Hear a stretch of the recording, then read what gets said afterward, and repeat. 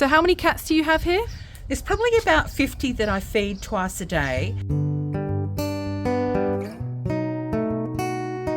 When I'm on my deathbed, this is not something I'm going to regret at all. I'll never regret the animals I've helped.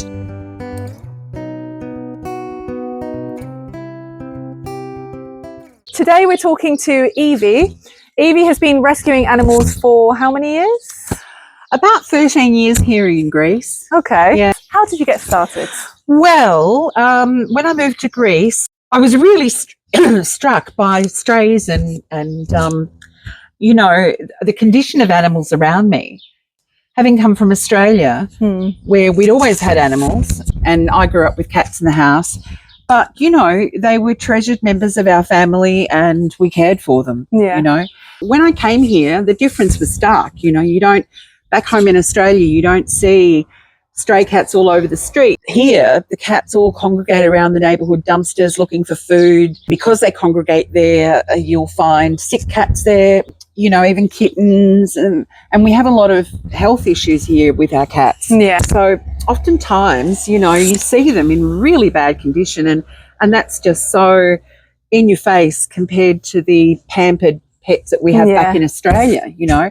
Yeah, when I first came here, I just couldn't turn a blind eye. And honestly, it started with puppies. Okay. Yeah. It all began with one puppy. I had friends visiting from Australia and we went out for dinner and we were sitting down ordering our meal and we heard this awful squealing coming from a part of the garden and we all kind of went, what's that? And we got up and investigated and there was this little puppy, yay big, really tiny, maybe only 6 weeks old, in a garden bed being terrorised by cats. Oh, poor thing. The short story is I was shamed into taking this puppy home and I cared for the puppy for quite a few months, and then some people visiting here from Norway fell in love with the puppy. That ended up with me flying to Norway at the end of the season. Oh, wow. With the puppy to settle her down in a new home, and she's now 12 years old, living in Norway. Wow, little snow boots. So that was kind of the beginning. The next couple of seasons, I took other rescue pups. Were they just same kind of story? You just found them in random places, or did people start to contact you? No, well, people started to contact me. I'd made very good friends with the vet that was working here at the time. I helped him do the evening rounds, you know, cage cleaning, medication giving, all that sort of stuff. And out of the corner of my eye in the front consulting room, I could see this puppy quite forlorn in a cage. And I said, what's the story there? And he said, oh, not a nice story. And it turns out that puppy had been rescued from the gypsy camp here and it had been hanging by its neck from a tree. Oh, my God. That's so horrible. It is absolutely horrible. This puppy had been rescued, thankfully. But he was covered in ticks. They'd spent ages getting ticks off him. He had fleas, he had mange, he was so red and inflamed and he was weak, he was malnourished. And I said, what's going to happen to this dog? And he said, well, he'll have to stay in the clinic and be treated for a while, but then he'll need somewhere to be. So my next visit to the vet clinic for volunteering, I see the puppy and he's chained up inside the clinic. And short story is I took him home. Okay, fair enough. I knew that was going to be the end anyway. And that was, yeah, exactly. That was pretty obvious. Anyway, he got adopted in England. Amazing. And he's 11 now. So he was the following year. Oh, my God. And hello, Doofus. His name's not really Doofus. Oh. This is Ricky of Ricky and Morty. Oh, cool. I like Rick and Morty. And this is Philippa. Philippa. Since then, how many cats would you say you've rescued and or rehomed? Okay, they're separate questions, but I got to say I've lost track. I didn't set out to end up in this situation. Yeah. This was not the plan. Okay. I was going to have this very relaxed, focusing on myself, retirement. Yeah. You know, massages, okay, so you walks. moved here to retire? Yeah, pretty much. My father was from this island, which may be of interest to people. Okay. So I had a bond with this place and I've got relatives here. I didn't set out to end up with, you know, the number of cats that I've got. But it just kind of happened. So do you aim to sterilise all the cats that you bring in? Absolutely, I do. Yeah. The only ones that escape sterilisation are the ones I can't catch. Yeah. And I've had enough, well, even today, you know. Oh my gosh. I've had enough bites and things, and that was actually from a sterilised cat, but still, I've sterilised hundreds literally in the 10 years that I've been here, and all with either my own money or donations. Mm. You know, there was one year when people knew that I was taking care of cats, and I've had kittens left here, and I've had, before I'd sterilised as many of my neighbourhood cats, I had cats being born here. Mm. So, you know, they were coming here, and cats are smart. And once they realised there was support here, shelter in the winter, blankets, food, you know, whatever, they seemed to come. The first few years I practically rehomed none because what I've learned is without a reach to people, you know, who might be interested, there's very little hope here in Greece. Yeah. I have rehomed a few cats here in Greece, but the bulk of the cats I've homed have gone overseas. How did you manage to find these homes abroad? Okay, in the beginning through friends, visitors, on occasions, people that have come here on holidays and found a cat.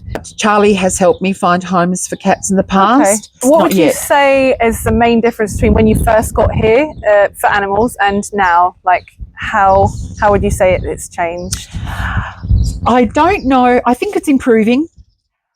Certainly the laws have changed here in Greece. I mean, that reflects well on the Greek government that they've enacted legislation, but implementing it is still a long way off ideal. Greece, big parts of Greece are really small communities, and so getting the police in to intervene can be very difficult for people to go ahead with, because you're talking about neighbours on neighbours, you know, police who might know the people that they're coming to potentially prosecute. Yeah. So it's very challenging. I don't know whether my feeling is that there's more awareness, more activism is because I'm more aware of it and I've become increasingly involved in it. So I'm aware of the number of people around here that are doing their best. Okay. I've had to accept the reality and know that there are limits to what I can do, especially since I didn't really put any boundaries in place, and I ended up with at one point 70 cats here. Yeah. That's a lot. And it is a lot. How can people watching this help you? Well, the obvious thing is that people will say is donations, and obviously donations will help me. The cost of feeding all of these cats, and I'm on a pension. So you pay for this with your pension, basically? Yeah, I do. In recent years, I bit the bullet and realised I had to become visible on social media in order to get help. So I now have a number of people who are kind enough to send what they can through, you know, reasonably regularly, and others that, you know, will donate from time to time. Donations are important. The other thing we really need is people to adopt. Yeah. People to adopt. We need homes. One of the worst things about having all these beautiful kitties, they got cuddles and love and became domestic and friendly and affectionate. And I normally can't do this all day. And he's just one of them. I could pick up right now, one at a time, at least 30 cats that would all love a cuddle, but I just don't have the time to do it. Of course. So homes is critical. It's become something that takes up most of my time. Yeah. And, you know, I'm tired is the truth, but also I had other things I wanted to do with my life. Yeah. Come visit, come visit the cats. You know, donate if you can. Spread the word. What's your username on Instagram and Facebook? Okay, it's at Cat Sanctuary Lefkada. Okay. Yep. I'll tag and it I have below. a Facebook page called the Cat Sanctuary. We love visitors. The cats just love it. If you're coming here and you want to spend a day cuddling cats, that is as good a thing as ever, because they need to be maintained adoptable. Yeah. So thanks for thanks for caring to everybody that does. I couldn't do this as long as I have all these years without some kind of support. Yeah. But it's left me broke in op shop clothing and in need of a holiday. But it's worthwhile, and every cat that I've had adopted has just given me back so much more than I ever could have imagined. Just to finish off, I often use the deathbed test. When I'm on my deathbed, this is not something I'm going to regret. Exactly. At all. Yeah. I'll never regret the animals I've helped. It's been hard. I've lost a lot. I've had kittens that I've sat up and fed every 2 hours that have died. I've had, and you know this, it can be tough. Yeah, definitely. But the other thing I'd like to do, I'd love to be freed up a bit more though, so that I could do some activism, because I speak Greek and I want to go harass the authorities, get them to do something, because this effort can't be left to ad hoc groups of people without a state level action. So advocacy is really important, and I've realised that with this being the bottomless pit of need, the only way to really make an impact is to try and get some action happening there. Absolutely. I have to say no. I get to a point where I have to say no. I physically, I can barely afford to feed myself, but you know, I'm not eating properly.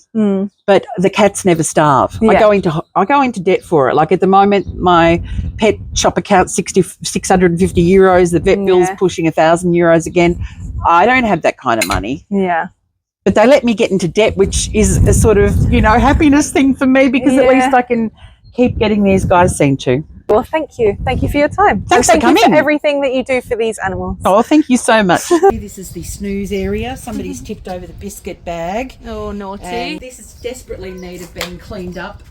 This is the winter spot. I don't have a lot of shelter here. There's the garden. There's different levels of the property. We called him Snotty, but he went to the vet recently. He's a little bit better, believe it or not, but he just won't put on weight. If you want to go in, in we Miss go. Poppy. Hi. And there's the boot. So this is the cat cave. This is Hera. She's getting adopted. She's going to, where is it? Belgium. Belgium. You're going to be a Belgian cat. This is Boop. Boop is a cutie who would love his own home. So which cats go in here? The cats that come in here are generally cats that are usually that aren't sterilised and are young. And just a bit too tender to go out with the big world of the other cats. Actually, every cat that is in here right now is sterilised. The one running around is Sabrina. She's a bit traumatised after being at the vet. She had major surgery on her leg and she had nobody to look out for her. Miss Poppy's eyesight isn't great. She's had surgery on her eye. She's had surgery on her eye, but she's a dear little girl. She is. When she's been out, she's not been very confident. Yeah. But look, you know, how friendly and how lovely. And she's as smooth as satin. She's beautiful. Oh, that's so cute. Nice little toes, my babies. Look at that. I told you she was affectionate. Oh, she's so sweet. She's a sweetheart. They're perfect. They're all perfect. Oh, bless her. Sweetheart, no, Poppy, you can stay there.